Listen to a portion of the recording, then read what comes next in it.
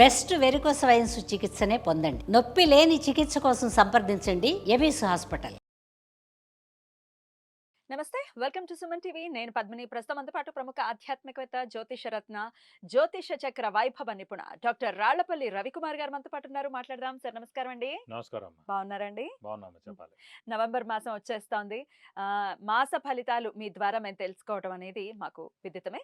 మరి నవంబర్ మాసం ముందుగా అసలు గ్రహస్థితి ఒకసారి గోచార సంచారంలో ఎటువంటి గ్రహస్థితి ఉంది అనేది ఒకసారి మీ ద్వారా తెలుసుకుని ఆ తర్వాత ద్వాదశ రాశులకి కూడా ఈ గోచార సంచారం రీత్యా వచ్చేటటువంటి ఫలితాలు మీ ద్వారా తెలుసుకోవాలనుకుంటున్నామండి. తప్పకుండా అమ్మా. శరదిందు సమాకారే పరబ్రహ్మ స్వరూపిణి వాసరాపీఠ నిలయే సరస్వతి నమస్తుతే. సుమన్ టీవీ ప్రేక్షకులకి నమస్కారం. ముందుగా ద్వాదశ రాశుల్లో నవగ్రహాలు ఎక్కడున్నాయో తెలుసుకుందాం. ముందుగా సూర్యుడు వచ్చేసి మనకి వృశ్చిక రాశిలో ఉన్నారు. అలాగే కుజుడు స్వస్థానమైన వృశ్చిక రాశిలో ఉన్నారు. అలాగే మనకి రాహు వచ్చేసి మన కుంభరాశిలో ఉన్నారు. నెక్స్ట్ వచ్చేసి గురు మనకి మిథున రాశిలోకి ప్రవేశించాడు. 11/11/2025 నుంచి గురువు మళ్ళీ పునః మిథున రాశిలోకి వచ్చేస్తున్నాడు. ఇది కాకుండా శని వచ్చేసి మనకి మీన రాశిలోకి ఉన్నాడు. అలాగే బుధుడు వచ్చి మనకి తులారాశిలో ఉన్నారు. అలాగే కేతు వచ్చేసి మనకి సింహరాశిలో ఉన్నారు. ఇంకా ఆఖరిగా శుక్రుడు వచ్చేసి మనకి తులారాశిలో స్వక్షేత్రంలో ఉన్నాడు. ముఖ్యంగా ఏంటంటే కుజుడు శుక్రుడు ఇద్దరు కూడా స్వక్షేత్రంలో ఈ నెలలాళ్ళు ఉంటారండి. ఇంకోటి ఏంటంటే మెయిన్గా ఈ నవంబర్ 30 దాకే మనకి కుజుడు తులారాశిలో ఉంటారండి. వృశ్చిక రాశిలో. వృశ్చిక రాశి. కుజుడేమో వృశ్చిక రాశిలో స్వస్థానం, శుక్రుడేమో మనకి తులారాశిలో స్వస్థానం. ఇద్దరు కూడా స్వస్థానాల్లో ఈ నెలల్లో ఉంటారు. ఇంకోటి నవంబర్ 30 దాకే మనకి ముహూర్తాలు కూడా ఉన్నాయండి. నవంబర్ 30 తర్వాత నుంచి మనకి ఫిబ్రవరి 15 దాకా ముహూర్తాలు కూడా లేవు. కాబట్టి ఏంటంటే ఖచ్చితంగా మనం మంచి రాసులు అంటే మన గురుబలం బాగా ఉన్న రాసులు మటుకు ఖచ్చితంగా మెయిన్ వివాహ విషయం. ఎందుకంటే మిగతా ఉద్యోగం లేకపోతే మిగతావైనా సరే కొంచెం లేట్ అయినా పర్వాలేదు. వివాహం మిస్ అయింది అనుకోండి 1-2 years మళ్ళీ టైం పట్టేస్తాం.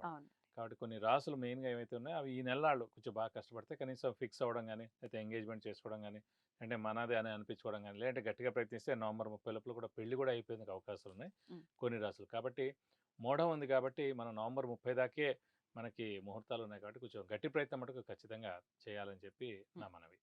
రైట్ అండి. అంటే ఈ మౌఢ్యంలో సర్వసాధారణంగా అడిగేటటువంటి ప్రశ్న, కనీసం సంబంధాలు మాట్లాడుకోవడానికి కూడా వెళ్ళకూడదా అండి అని అడుగుతారు. మీ మీ అలా ఏం లేదు. మౌఢ్యంలో మాట్లాడుకోవడం అవన్నీ ఏం ప్రాబ్లం లేదు. మాట్లాడుకోవచ్చు, ఏం ప్రాబ్లం లేదు. మెయిన్గా ఏంటంటే మనం ముహూర్తం అనేది ఇంపార్టెంట్, ఎంగేజ్మెంట్ అనేది ఇంపార్టెంట్, పెళ్లి అనేది ఇంపార్టెంట్. అవి మనం డేట్ ఫిక్స్ చేసుకోవడం ఇవన్నీ మామూలుగా పెట్టుకోవచ్చు. కానీ ఫైనల్గా మనం అన్ని ఏం చేసినా కూడా మెయిన్గా మళ్ళీ మూఢం వెళ్ళిపోయిన తర్వాత చేసుకోవాలి. కాబట్టి మాట్లాడడంలో నష్టం లేదు, చూపుల దాకా కూడా నష్టం లేదు అన్నట్టు. ఎందుకంటే ఇప్పుడు చూపుల దాకా కూడా ఎవరు వెళ్ళట్లేదు, అందరు నెట్లోనే చూసేస్తున్నారు. మామూలుగా ఏదంటే వీడియో కాల్లోనే చూసేస్తున్నారు కాబట్టి అంత ఇదేం లేదు. కానీ మెయిన్ మటుకు ముహూర్తం విషయంలో మటుకు మనకి ఇంకా ఫిబ్రవరి 15 తర్వాత ఉంది కాబట్టి ఈ లోపల ఫిక్స్ చేసుకోండి పెట్టుకుంటే. ఎందుకంటే ఇప్పుడు ఈ టైంలో ఫిక్స్ చేసుకోలేనుకోండి మీకు హాల్ దొరకదు, ఆ కెమెరామెన్ దొరకడు, వంట అతను దొరకడు, ఇలా మెయిన్ అన్నీ కూడా దొరకవు మీకు. కాబట్టి అంటే ఇప్పుడు అసలు టైం కూడా తక్కువగా ఉంది. కాబట్టి టైం వేస్ట్ చేయకుండా ఈ గురుబలం బాగా ఉన్న రాష్ట్రం మటు ఖచ్చితంగా గట్టిగా ప్రయత్నిస్తే వివాహం తప్పకుండా నవంబర్ 30 లోపల కుదిరేందుకు అవకాశాలు ఎక్కువగా ఉంటాయి. మరి ఎవరికి ఆ వివాహ బలానికి సంబంధించి బాగా ఉంది, అలాగే ఆర్థిక పరంగా ఏ రాసుల వాళ్ళకి బాగుంది, అలాగే ఏ రాసుల వాళ్ళకి ఒకవేళ మిశ్రమ ఫలితాలు కనుక ఉంటే ఎటువంటి పరిహార మార్గాల్ని అనుసరించాలి, అవన్నీ ఇప్పుడు తెలుసుకుందాం. మరి ద్వాదశ రాశులకి ఎలా ఉండబోతోంది నవంబర్ మాసం చూద్దాం. ఇక వృశ్చిక రాశి వారికి ఎలా ఉండిపోతుందండి నవంబర్ మాసం మొత్తం కూడా? వృశ్చిక రాశి అనగానే మనకి విశాఖ 4వ పాదం, అనురాధ 1, 2, 3, 4 పాదాలు, జ్యేష్ఠ 1, 2, 3, 4 పాదాలు, ఈ నక్షత్రాల సమూహం అంతా మనకి వృశ్చిక రాశిలోకి వస్తుంది. సాధారణంగా వృశ్చిక రాశి అనగానే అధిపతి కుజుడు అవుతాడు, కానీ అక్కడ చంద్రుడు నీచలో ఉంటాడు. చంద్రుడు సాధారణంగా మనస్కారకుడు, బుద్ధికారకుడు, చంద్రుడు మాతృకారకుడు కూడా. సో చంద్రుడు నీచలో ఉన్నా అంటే ఎప్పుడు ఆలోచన, ధైర్యం, మానసిక ఆందోళన, స్ట్రెస్, స్ట్రెయిన్, అనుమానం ఎప్పుడు ఉంటుంది 24 గంటలు. ఆరోగ్య విషయంలో కూడా కొంచెం మిశ్రమంగానే ఉంటుంది. అలాగే మాతృకారకురాలు అన్నాను, అలాగే తల్లి రిలేటెడ్ వాళ్ళందరూ కూడా. సో అమ్మమ్మ వాళ్ళ చెల్లెలు కానీ అమ్మ వాళ్ళ అక్క కానీ ఇవందరూ కూడా ఈ చంద్రులోకి వచ్చేస్తారు. సో ఎవరైతే వృశ్చిక రాశి అయిందో ఖచ్చితంగా మన తల్లి కానీ ఆ తల్లి వాళ్ళ చెల్లెలు కానీ అక్కలు కానీ వాళ్ళ ఇంట్లో మేజర్ ప్రాబ్లం ఉంటుంది. అలాగే చంద్రుడు సిస్టర్ కూడా కారకుడు, అంటే మన కజిన్ సిస్టర్ ఎవరైతే ఉంటారో అది అక్కేనవచ్చు, చెల్లి అనవచ్చు, అంటే మన సొంత అక్కేనవచ్చు, సొంత చెల్లి అనవచ్చు, ఖచ్చితంగా ఇబ్బందుల్లో ఉంటారు. అంటే వైవాహిక జీవితం బాగాలేకపోవడం, సంతానం లేకపోవడం, చదువు ఉద్యోగం లేకపోవడం, ఏదైనా మేజర్ అనారోగ్యం ఉండడం, అయితే ఎవరికైనా వాళ్ళ హస్బెండ్ అయినా ఇది అవ్వడం, ఏదైనా ఖచ్చితంగా ఉంటుంది. అంటే సో అమ్మ వాళ్ళ అక్క కూతురు లేదా అమ్మ వాళ్ళ చెల్లెలు కూతురు ఎవరైనా సరే. సో వృశ్చిక రాశి ఇంత ఇంపాక్ట్ ఒక్క చంద్రుడు మళ్ళా ఉంటుంది.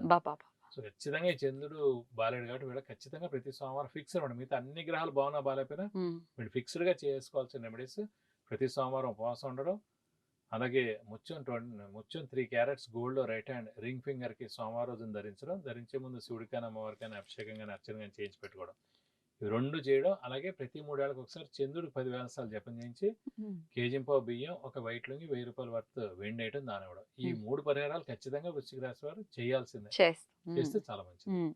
అలాగే ప్రస్తుతం వృశ్చిక రాశి వారికి అష్టమ స్థానంలో గురువు ఉండడం చేత దైవబలం దైవానుగ్రహం తగ్గిపోయింది.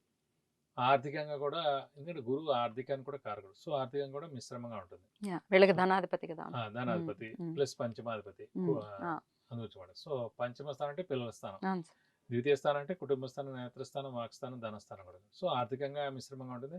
సంతానంతో కూడా చిన్న చిన్న వైరుధ్యాలు ఏర్పడేందుకు అవకాశాలు ఉన్నాయి.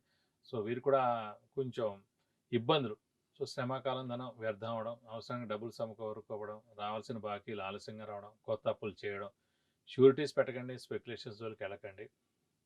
సో ఇలాంటివన్నీ కూడా ఉన్నాయన్నమాట. కాబట్టి మిశ్రమంగా ఉంది కాబట్టి మౌనంగా ఉండడం ఉత్తమం ఈ మాసం అంతా. ఇంకా ఆర్థికంగా ఎలా ఉంటుందని అనుకోవచ్చు? ఇందాక చెప్పినట్టు ద్వితీయ స్థానాధిపతి అంటే ధనస్థానాధిపతి గురువు అయ్యాడు. మామూలుగా గురువు ధనకారకుడు, సో ధనకారకుడు వాడయ్యాడు అనుకోండి, ధన స్థానాధిపతి ఇతనే అయ్యాడు కాబట్టి అష్టమ స్థానం ఉన్నది ఏంటంటే ఆర్థికంగా చాలా మిశ్రమంగా ఉంటుంది.